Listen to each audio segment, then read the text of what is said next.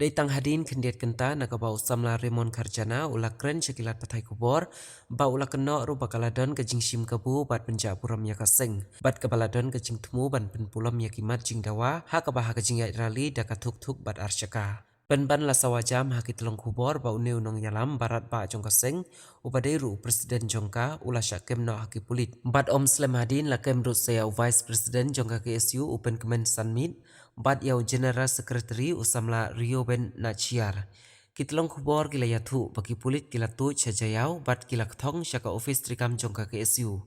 Bat kalami ru ke Jingbtei tiar kas kabapen sengowit yaki pajba hakamit siteng senia.